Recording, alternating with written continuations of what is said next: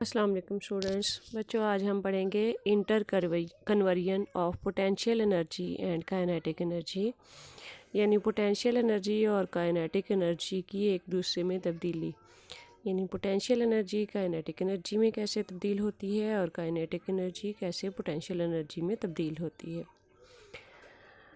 Consider a body of mass m at rest at height h above the surface of the earth as shown in the figure 4.11। ये सामने जैसे figure में आपको green colour में body नज़र आ रहा है, उसका मास m है और ज़मीन से h हाइट पे है।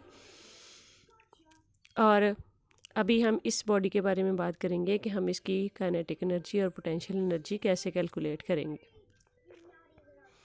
एट पोजीशन ए, यानी जिस वक्त जो आपको इस वक्त ग्रीन कलर में नज़र आ रही है, ये पोजीशन ए है।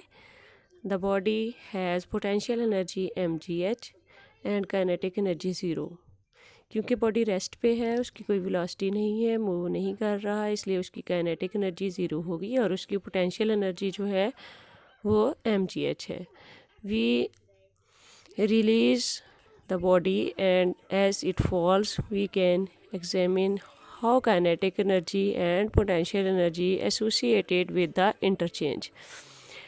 हम अब बॉडी को रिलीज़ करेंगे, मतलब जहाँ पे हमने इसको पकड़ा हुआ था h हाइट पे, वहाँ से हम इसको छोड़ देंगे और जब ये नीचे आएगा तो इसकी पोटेंशियल एनर्जी जो है वो काइनेटिक एनर्जी में चेंज होगी और वो कैसे बदलेगी वो अभी हम कैलकुलेट करेंगे।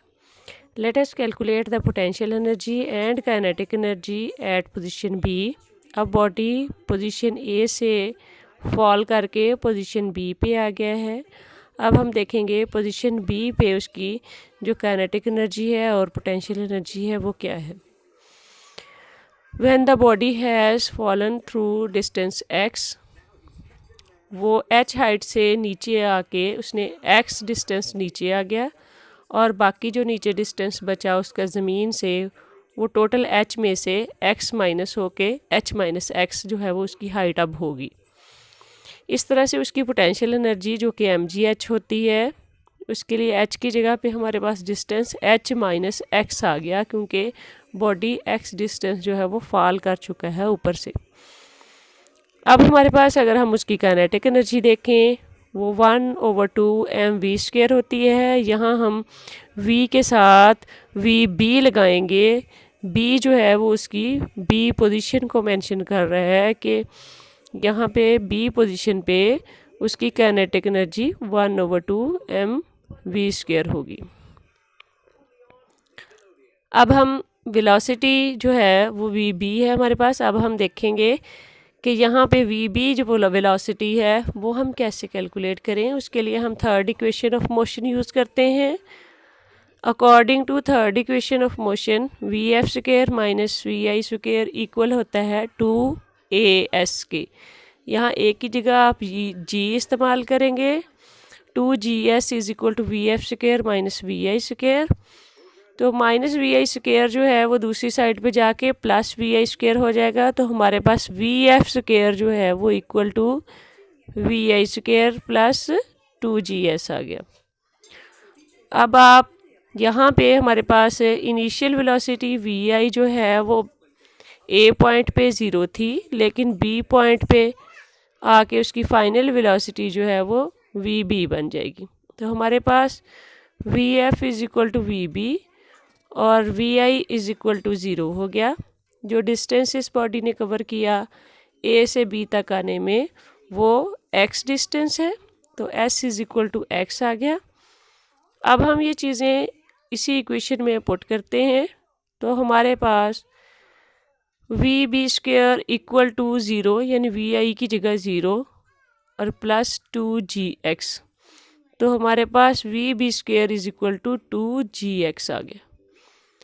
अब ये vb की जो वैल्यू आई है इसको हम काइनेटिक एनर्जी के फार्मूले में पुट करते हैं। तो हमारे पास काइनेटिक एनर्जी की वैल्यू आती है 1/2 m, vb की जगह 2gx लगा दिया, तो 1/2 m 2gx, यहाँ 2 से कैंसिल हो जाएगा, आपके पास mgx जो है वो बच जाएगा। अब हमारे पास काइनेटिक एनर्जी की बी पॉइंट पे ये वैल्यू आ गई है। और पोटेंशियल एनर्जी की वैल्यू हमने कैलकुलेट की थी, वो थी mgh-x। अगर हम बी पॉइंट पे टोटल एनर्जी देखें तो वो होगी potential energy plus kinetic energy. Potential energy है mgh-x और काइनेटिक एनर्जी है mgx, दोनों को ऐड किया। अब आप mg जो है h-x, उसके बाद ब्रैकेट लगी हुई है, आप mg को अंदर मल्टीप्लाई कर दें तो हमारे पास ये टर्म बन जाएगी mgh minus mgx plus mgx। ये माइनस mgx और प्लस mgx जो हैं वो कैंसिल हो जाएंगे और हमारे पास सिर्फ mgh बच जाएगा।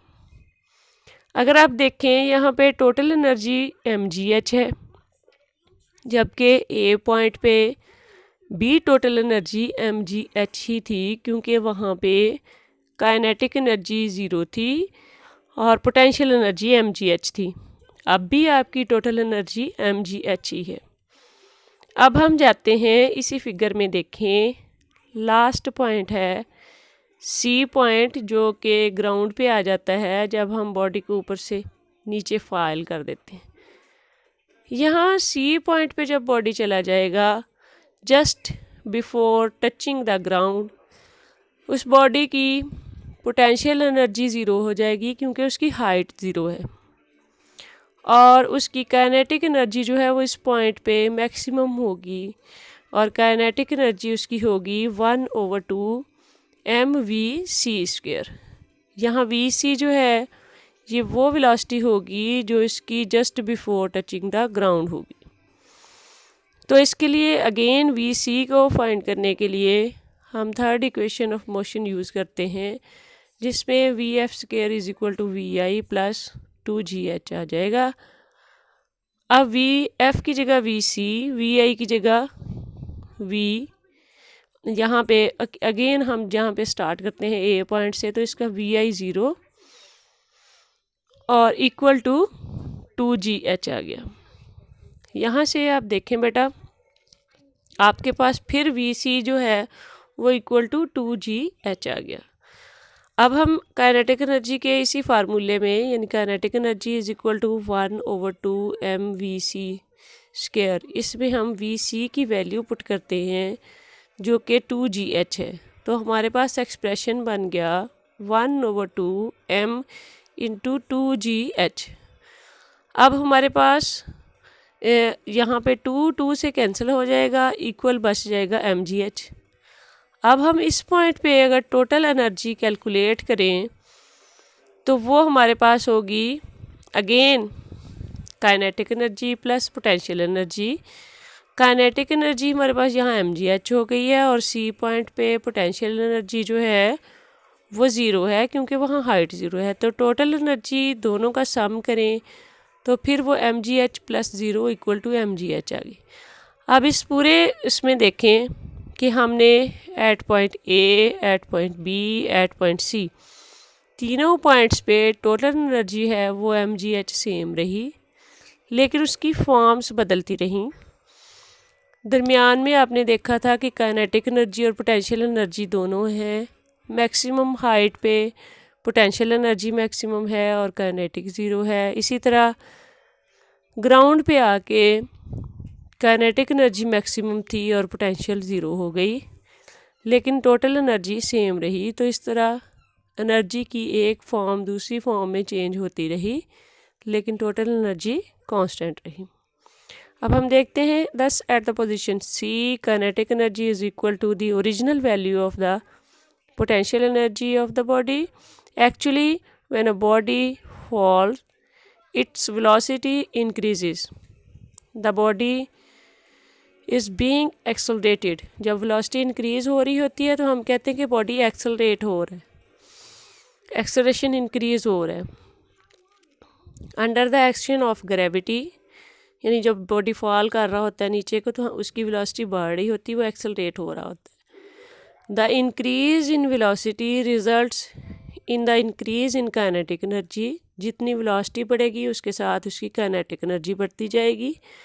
ऑन द अदर हैंड, दूसरी तरफ अगर हम देखें, एज द बॉडी फॉल्स, जैसे जैसे बॉडी नीचे गिरता है, its height decreases and hence its potential energy is also decreases। जब बॉडी ऊपर से नीचे आता है तो उसकी हाइट डिक्रीज़ करती जाती है और उसके साथ साथ उसकी पोटेंशियल एनर्जी जो है वो भी डिक्रीज़ करती जाती है।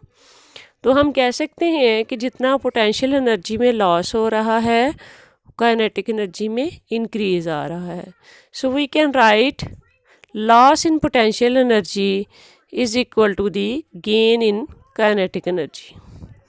अगर हम इसको ये जो गिवन फिगर है यहाँ पे देखें, H1 बॉडी की हाइट जो है वो मैक्सिमम हाइट है, H2 उसकी सेकंड वाली हाइट है जब ऊपर से नीचे गिर गया।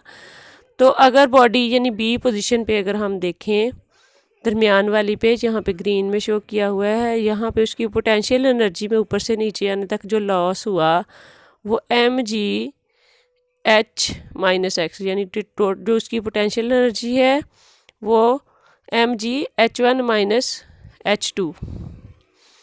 पहले उसकी h1 थी, बाद में h2, तो ये दोनों एनर्जीज़ का डिफरेंस आ गया h1 माइनस h2। यानी ये अगर हम अलग-अलग लिखेंगे तो हम लिखेंगे mgh1 माइनस mgh2। तो mg कॉमन निकाल लिया तो हमने इसको लिख दिया mgh1 माइनस h2। ये है जो उसकी पोटेंशियल एनर्जी में चेंज आया h1 पोजीशन से h2 पोजीशन पे आने। इस तरह से अगर हम उसकी पोटेंशियल एनर्जी के साथ काइनेटिक एनर्जी देखें तो हम देखेंगे फर्स्ट पॉइंट पे और सेकंड पॉइंट में उसकी दोनों की काइनेटिक एनर्जी का डिफरेंस जो है वो इसके बराबर होगा, वो होगा 1/2 mv2² माइनस mv1²। यानी इसमें हम देखेंगे final kinetic energy 1/2 mv² minus initial kinetic energy 1/2 mv1², where v1 and v2 are the velocities of the body at heights h1 and h2 respectively. This result is true only when the frictional force is not considered. अगर हम friction force को ignore करें तो फिर हाँ ये equation जो है वो वैलिड होती है, वरना ऊपर से नीचे आते हुए एयर की रेजिस्टेंस जो है वो भी वेलोसिटी को कम करती है और इसकी वजह से भी जो है वो एनर्जी जो है वो कुछ उसका लॉस हो जाता है। लेकिन ये वाली हम आइडियल सिचुएशन इस्तेमाल करते हैं। If we assume that a frictional force F is present during the downward motion, then a part of potential energy is used in doing work against the friction equal to FH। यहाँ पे ये FH क्यों लिखा, क्योंकि जो energy loss होगा वो equal to work done होगा, और अगर F फोर्स बेटा लगी है तो वर्क डन होता है F इंटू डी। चूँकि यहाँ बॉडी ने h डिस्टेंस कवर किया और F फोर्स लगी, तो अगर हम वर्क डन कैलकुलेट करें तो force into displacement F into h आ गया। तो हम कहते हैं कि उसकी जो यानी फ्रिक्शनल फोर्स का वर्क डन होगा वो, या उसको हम कहेंगे कि वो फ्रिक्शनल एनर्जी है, वो FH बन जाएगी। तो अगर बॉडी की इनिशियली उसके पास पोटेंशियल एनर्जी mgh थी, तो अगेंस्ट द फ्रिक्शन जो उसने काम किया वो उसमें से माइनस होके बाकी उसकी काइनेटिक एनर्जी बन जाएगी, यानी mgh minus FH is equal to 1/2 mv²। यानी potential energy total minus frictional energy equal to kinetic energy.